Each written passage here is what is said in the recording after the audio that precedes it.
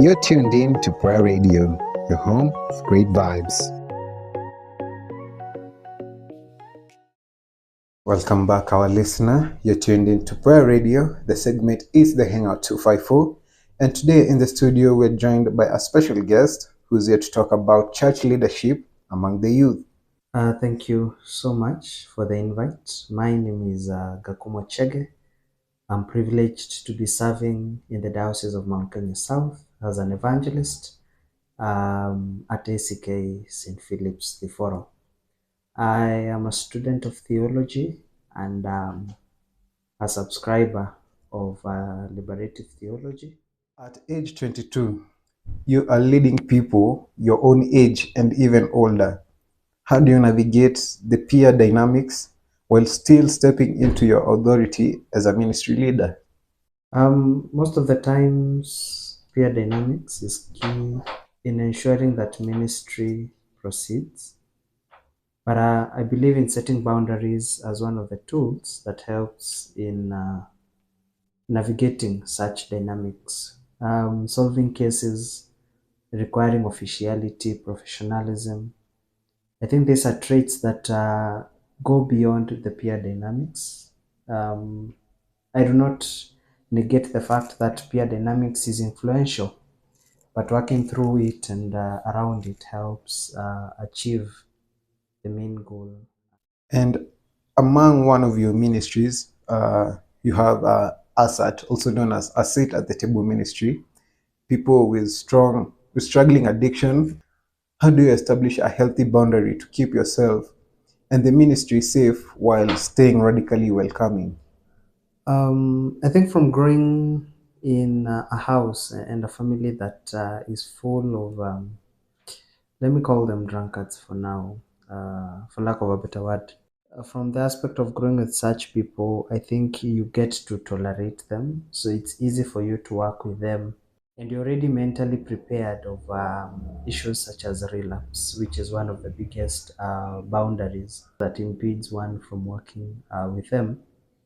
And also endeavoring to always be who I am instead of wearing a different face in their own presence has helped a lot to build the healthy boundaries. What have you found to be the most effective way to share the gospel during Injili Mtaani that actually connects with people on the streets today?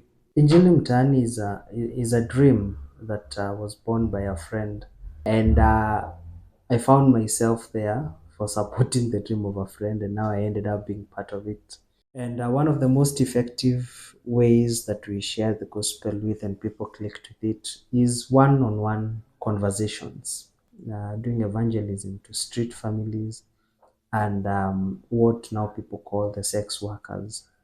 And from that, we recorded a very high number of people receiving the gospel, coming out to be converted and to receive Christ. So, you're also in charge of the youth ministry, the street outreach, and the addiction recovery.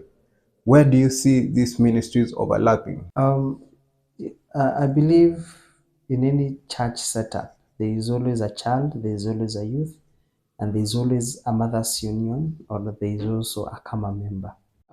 In street outreach, most of the times, there is the street families that has the child, it has the father, it has the mother.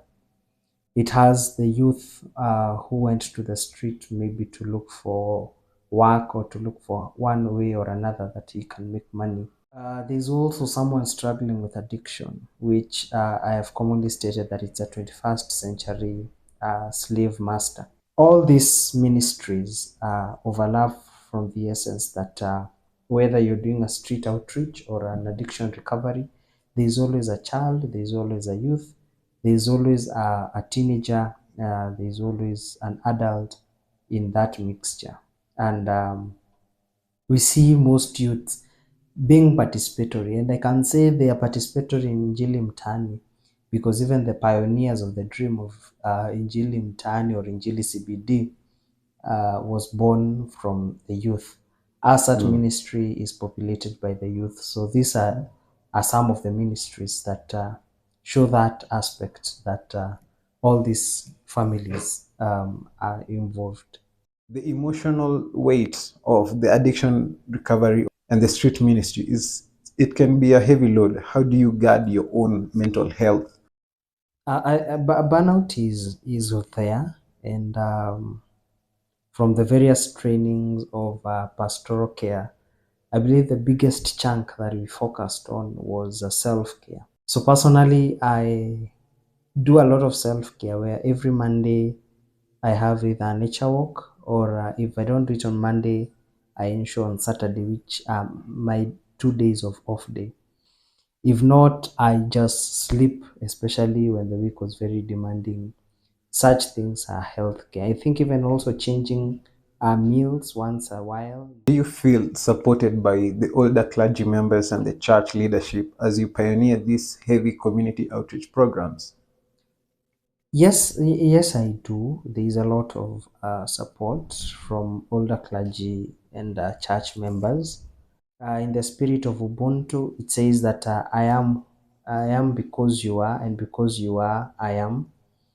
And you find that such programs might tend to fail because maybe the community is not supportive towards such programs, and already these people are are being seen as outcasts. So it becomes a bit tedious and a bit hard to push people into joining and supporting you in these forums. All right, thank you. And also, just a last question or a follow-up question. Um, where do you see yourself in the future? Not just being ordained as a deacon, but do you see yourself continuing these outreach programs? Maybe the ordination will come, maybe it won't come. But one of the things as a subscriber of liberative theology is seeing people being liberated from what holds them. And one of the things that holds most of our youths today is drugs and substance abuse, and also sexual abuse, standing for justice. These are things I think that are called the basics of who a Christian minister really is. And because that is where we are, I think it's important to say that even calling people out to go and take the voters' card is part of being now a liberative theologian. Thank you for your time. Thank you for coming in and giving us your view on youth leadership in the church. Hopefully, we can see you next time.